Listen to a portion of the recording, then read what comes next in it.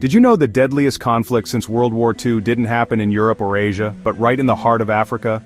I'm talking about the Congo Wars, a series of brutal conflicts that claimed over 5 million lives. Yet many people have never even heard about them. Let's dive in. It all began in 1996, after the Rwandan genocide sent waves of refugees and armed militias spilling into Zaire, now called the Democratic Republic of Congo. The country was already on the edge, run by a dictator, Mobutu Sese Seko, whose rule was more about lining his own pockets than helping his people. Neighboring Rwanda and Uganda, desperate to root out the genocidaires hiding in Congo, invaded. They backed a rebel leader, Laurent Kabila, who toppled Mobutu in '97. Just like that, Africa's map shifted overnight. But the story didn't end there, far from it.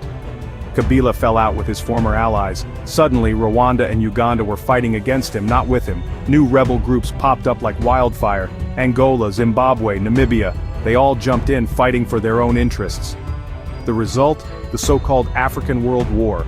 At one point, armies from 9 countries plus dozens of militias were fighting on Congolese soil. And while world leaders barely batted an eyelid, ordinary people paid the price.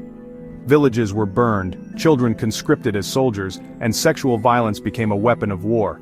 Most deaths weren't even from bullets, but from starvation and disease as the country's infrastructure collapsed. Imagine, 5 million lives lost, but no headlines. Why?